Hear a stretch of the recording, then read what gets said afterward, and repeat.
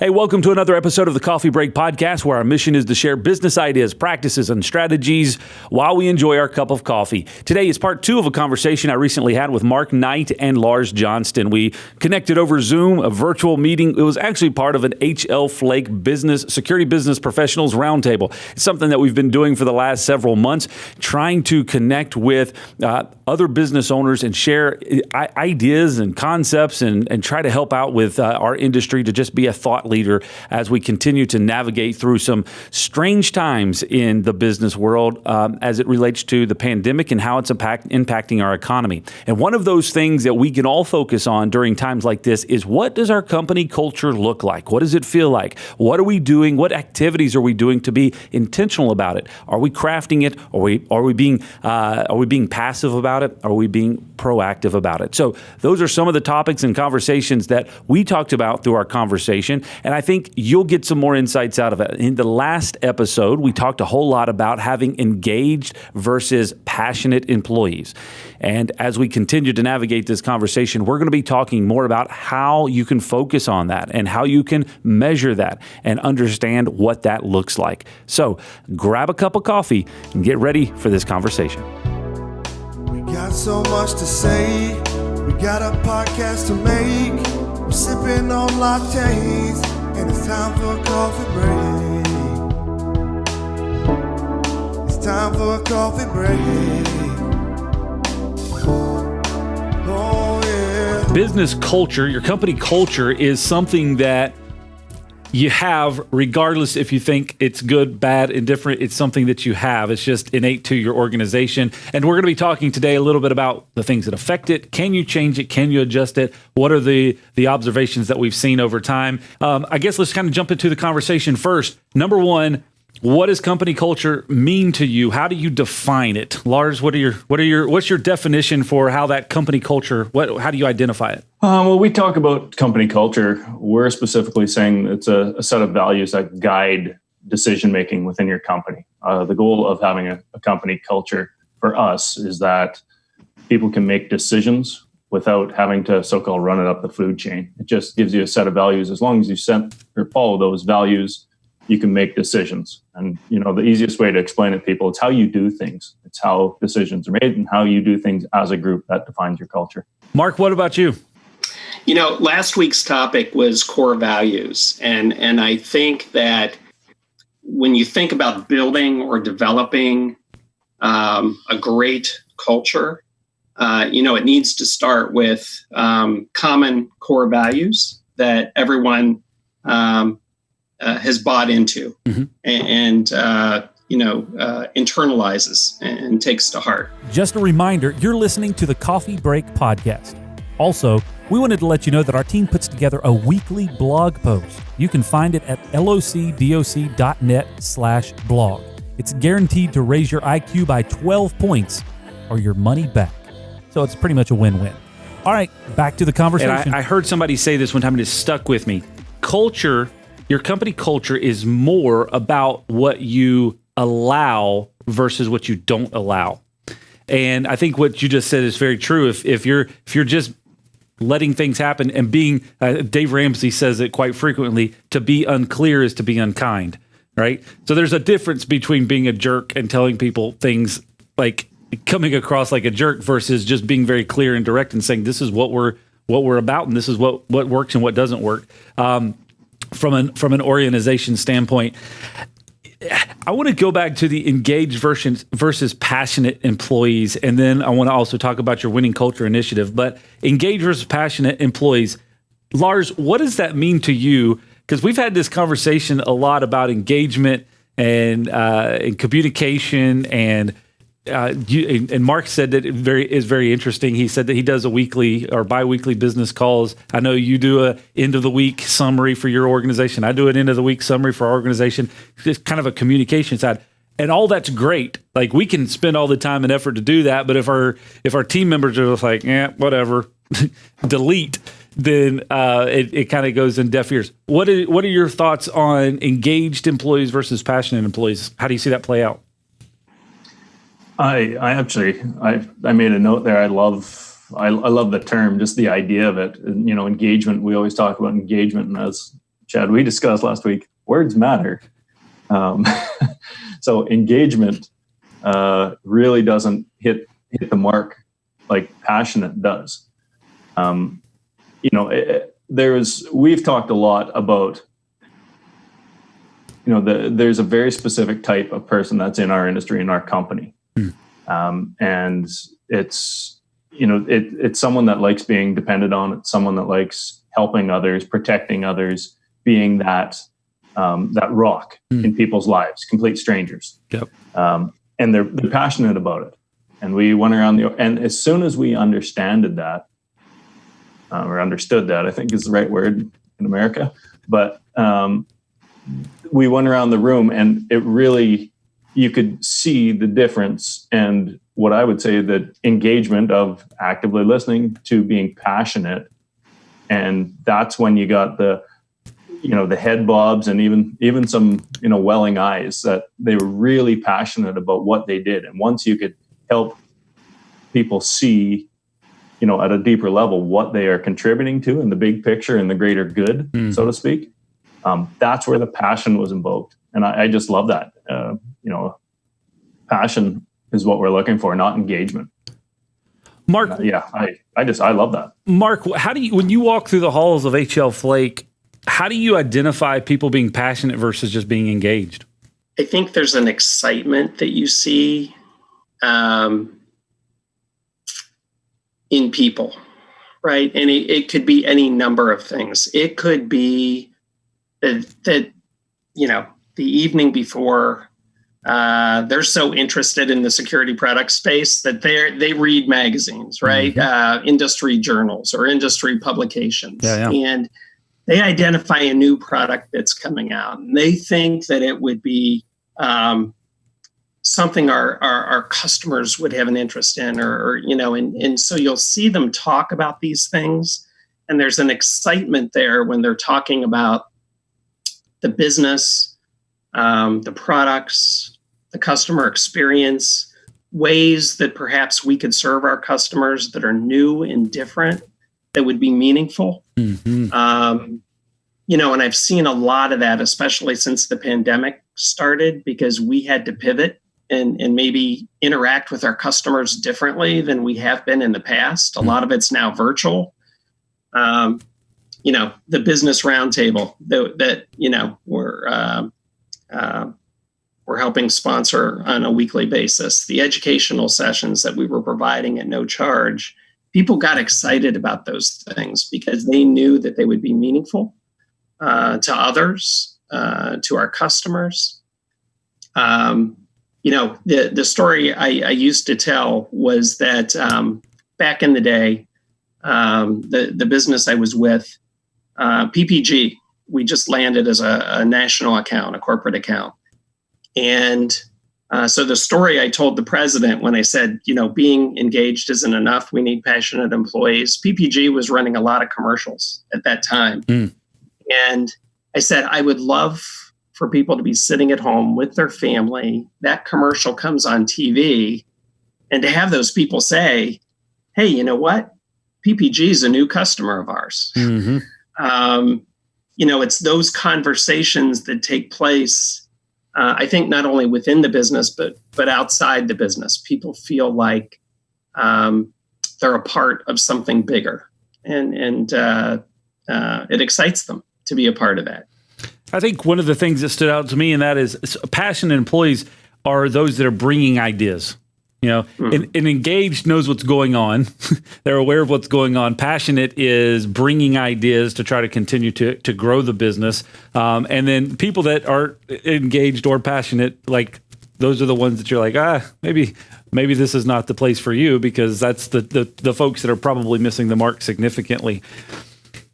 Culture as a statement, culture as an awareness in your organization.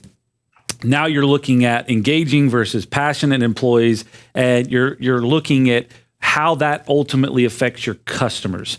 How do you keep a pulse on that? You've got surveys, you've got conversations. How can you keep a pulse on that to say, hold on a second, things are getting better, or things are getting worse, or things are getting way out of hand, and so that you can adjust and adapt. I'm just trying to put myself in a position as a business owner, as a business leader. I'm sitting here watching this, and I'm going, how do I know what the current state of my business is, and so that I know if I need to take action on it or not? What are your thoughts, Lars?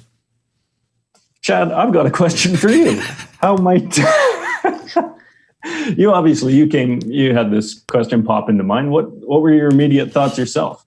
For me, it's been just that self-awareness. It's the waking up in the morning going, hold on a second, this isn't right. Or I've got a gut instinct feeling that this is not. So it's more probably intuitional, if that's a proper word, since we're making up words. It's more intuition that I would feel than an actual process. And that's what I guess that's why the reason I asked the question. And Mark, maybe you have some insight on it as well, but you take intuition, and then how do you actually apply that to an execution strategy? Because you're trying to communicate to somebody else. Well, I just had a feeling that this was the case. It's hard to communicate that, especially as your organization gets bigger. Yeah, we do a lot of check-ins with regard to morale. How are the teams feeling? And trying to get a sense of, what's the mood within the organization. And it might be completely different in the sales group versus the warehouse versus AR. And so we try and get a gauge on how are people feeling right now. And I think we've done a lot more of it over the past few months because so many people are working remote. So, how do we get a gauge on, their mood, how they're feeling about the business? Are they still as excited about what we're doing? And so there's a lot of check-ins that we do with the teams. We do skip level conversations or skip level meetings within the organization. So it's not just the supervisor or the manager of that team. We actively engage throughout the organization. And I think that helps not only with the excitement in the organization, but it helps us get a better read on how are people feeling and trying to understand that. That's a very interesting concept that you just mentioned. Elaborate on skip level meetings, because I ran across that term the first time within probably the last year on a book that I was going through, and it really triggered some thoughts for me. Expound on that a little bit for people that may not know. So, it talks about meeting with or spending time, quality time with people throughout the organization without their direct supervisor or manager. Mm-hmm. And so, we might bring a group together that or, in my case, I might get together with a group in the organization without their managers or supervisors. It could be a one-on-one conversation that's taking place, but it truly is this open environment that, you don't have to work through a manager or a supervisor to engage. Mm-hmm. And, these are meaningful one-on-one or one with many conversations that take place. And, we've built a culture that people understand that's important to do. They don't mind that, that's happening throughout the organization. It could be, Dave, who's our, heads up IT and operations. He could be having conversations directly with the sales team. I think that helps create this passionate engagement within the business, but it also helps us get a better understanding of how are people feeling, and they're more comfortable engaging with you when you have that real or true relationship that you've built. Hey, thanks for listening to the Coffee Break Podcast. If this information has been helpful to you, or you just really kind of like our theme song, can you help us out by rating us on whatever app you're using? And if you get really fancy, how about sharing a screenshot on Facebook, Instagram, Twitter, or LinkedIn? Okay, enough of all this. Let's get back to the conversation. So that's a very appealing strategy, and I want to kind of also break it down because I'm just trying to think, 10 years ago, our organization would not have had the ability to have skip level meetings because we didn't have any levels. It was, it was 10 of us all in a room working together. And I'm trying to apply it in that aspect because I would imagine that some of the people that are going to be watching this they're going, okay, that's great, but our organization is 5 people. Skip level could also be in having direct conversations with your customers. So maybe you're the business owner or leader, and you've moved out a direct conversation with your customers. You've got your team, your technicians or your salespeople or whatever, and so your information is being filtered through those people. So how are things going with our customers? Everything is great. Everybody's happy. Well, no, you just got chewed out this morning because you forgot to do something, but you're not necessarily bringing that in because you're not just going to raise your hand and say that happened. And having basically those direct conversations with customers is also a skip level. I just recently had one of those, and it was interesting to hear you say that, Mark, because I've always kind of addressed the term as exactly what you said, is that you would go meet with a team without their direct support person or direct supervisor, but you said a one-on-one. I just recently, just within the last, week, had a conversation with one of our technicians without their direct support person because they felt like maybe what they were feeling or thinking wasn't actually being heard. And so I just sat down and had a 30-minute conversation, and the start of the conversation to the end of the conversation, their kind of frustration turned into a smile and excitement about what was going to happen, just because they needed that, I guess, skip level, if you want to classify that, but they just needed that conversation to understand this is what's going to happen. Lars, you're shaking your head. What are you thinking? Yeah, I'm nodding. I absolutely agree with this. Something Elon Musk has said many times. A lot of us get caught up once we get to this.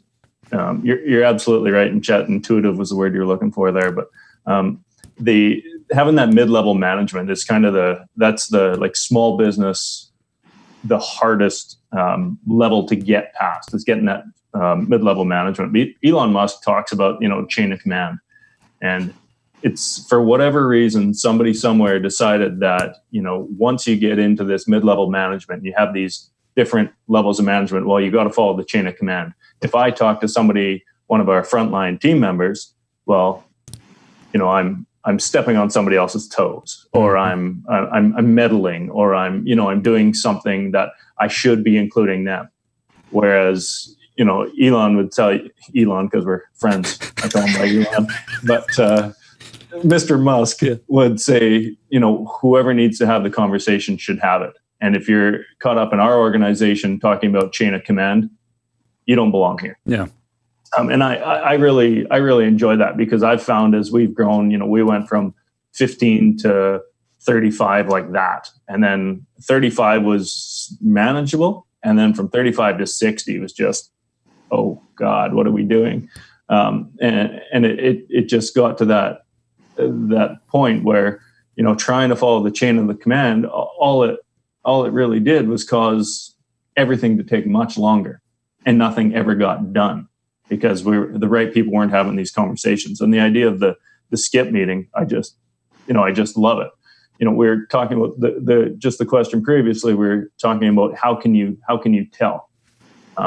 And I was thinking about quantitatively, specifically, and there's a lot of qualitative measures, and we talk. Intuition is sadly how I do it too. Really is how do I feel? And I talk to the team members, and they say, "Oh, I feel this, I feel that." But with customers specifically, how are we doing? We actually use a measurement of customer interactions, so we keep track of how many emails and phone calls and social interactions and that kind of things. And this might be a bad assumption, but the assumption we're going on is as those go up, the feeling we have with our customers is probably higher if our demand goes up. Now, again, this is an assumption. I don't know if it's right. And we are currently relying on our account managers and our sales people and our customer experience reps to say, how are things going? And I'm not sure, because of the chain of command, I'm not sure that is actually making it up. So I've made myself a note is I've got to figure out a way to immediately, as soon as this is over, I've got to figure out how are our customers feeling? Yeah. And have a little skip meeting directly with our customers. I love that idea. It's interesting. There's a few customers that I have their contact information on my phone. And the other day I was driving down the road and passed a building, and I was like, you know what? I hadn't talked to those people lately. So I just picked up the phone and called the guy. And I was chatting with him. I was like, hey, how are things going? You know, it was an office building. How are things with the pandemic? You know, how are things being adjusted? And he was like, oh, everything's great, blah, blah, blah. We're making adjustments here and there. And then he's like, and I was like, well, you know, is there anything I can do for you? And he said, well, we had a couple of hiccups with you guys a couple of weeks ago, but we got it all squared away. And I was like, well, I hadn't heard about that, so I'm glad they got it resolved. I forgot to mention that, did you? But it proved the point that I think what you were just saying is it was a very casual conversation. I didn't call to see how we were performing on that side of things, and it just kind of came up through natural conversation. And then you go, okay, these are things that we need to have on a more regular basis, because, and Mark can probably attest to that even more so, because when you're building a larger organization, you've got all these businesses connected, you're more and more disconnected from the direct customer. And so being more intentional with having those conversations and getting that open dialogue so that you can help to impact that, but also simultaneously building an avenue of trust to know, at the end of the day, our customer is taken care of. Now, he was happy to share that it was a problem and then it was solved, which is great because it didn't require my input to get the problem solved. Our team is empowered to do that. So I'd be interested to hear Mark's thoughts on that, but also simultaneously saying exactly what you just said, Lars. I think one of the aspects to understand how your culture is, to get a feel on it, is the terminology that people use. Okay, so if the culture that you're trying to develop is a leader mentality and empowerment for people to make their decisions, and if people are constantly using the terms like, well, I've got to run that up the chain, or that's above my pay scale, or whatever the case may be, then that's probably not the culture that you think that's there, and it's probably part of the aspect. What are your thoughts on that, Mark? You know, and I've seen it, you know, in a number of organizations where it takes time to move from a more authoritative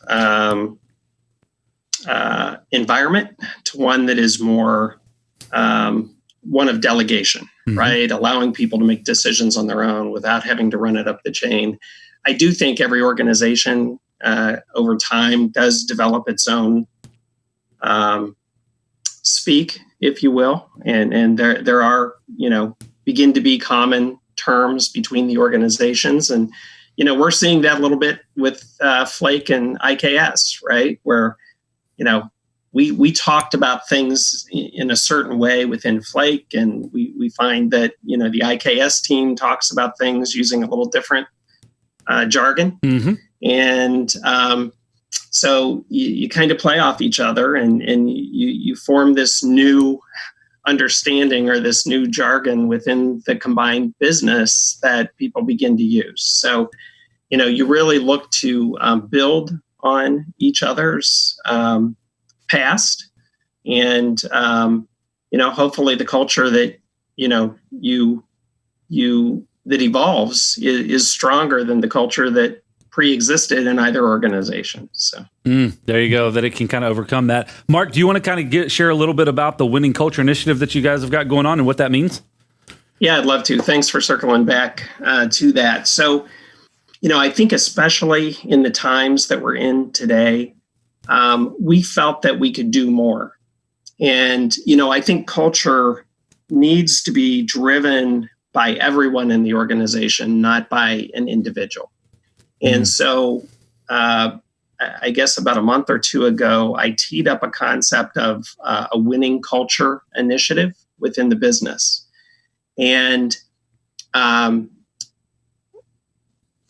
of the aspects of having a winning culture, I believe, are things like inclusion. We have this wonderfully diverse organization. We're very fortunate to have that. But we want to make sure that people feel a part of it, and that we're inclusive, you know, as a culture, as an organization. But we talk about other things as well, employee growth, employee development. We talk about community involvement. We talk about sustainability, whether that's the environment or sustainability of the organization itself. And we talk about safety.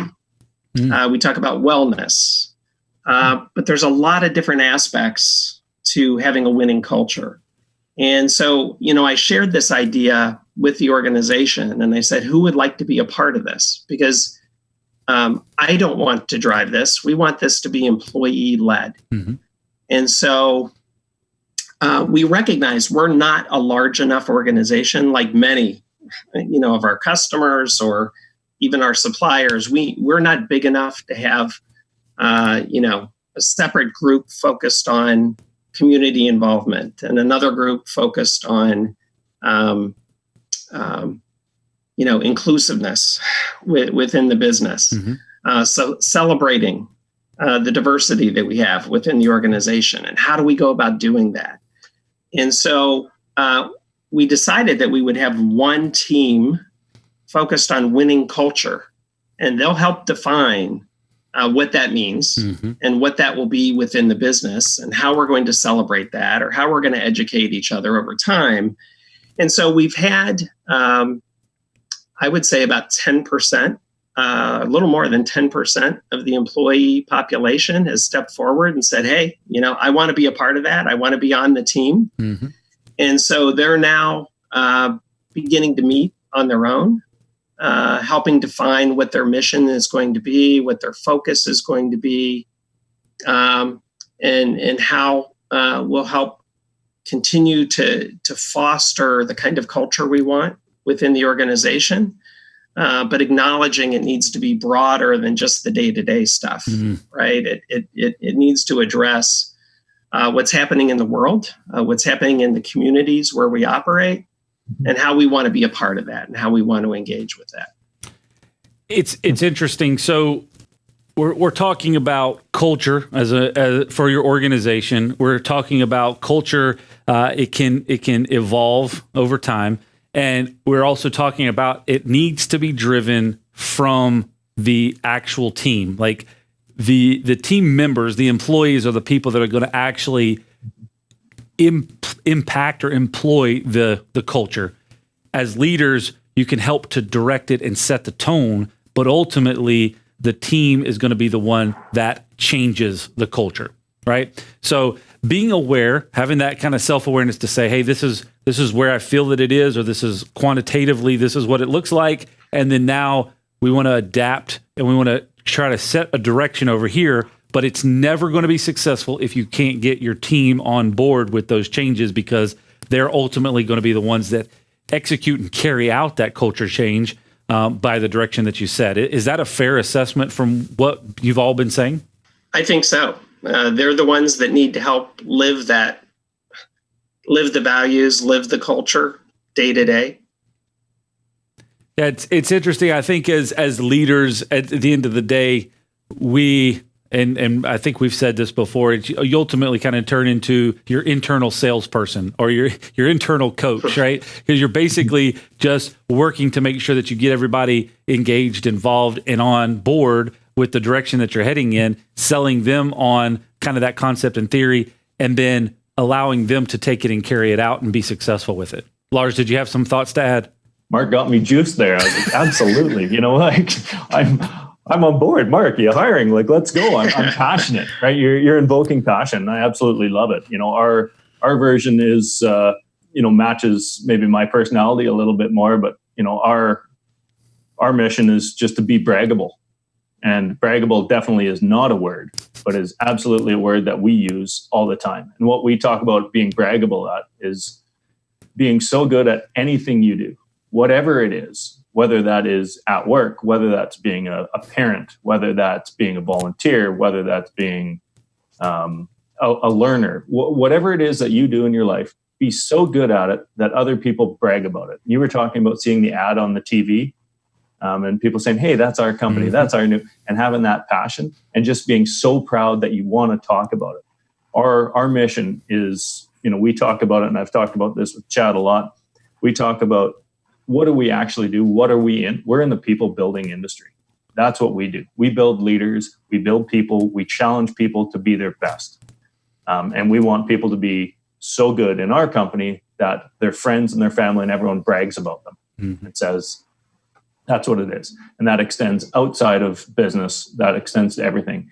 And we just have a standing policy. If there's anything that we can do to help you be better and be braggable in your life in any area, let us know and we'll support it. Because that's just what we believe in. We're here to make people better, and we're here to help them as a guide get to where they want to go. It's always fun to make up words. That's when we make up words, it just sticks, right? So be braggable, be understanded, whatever it is, it all works with you.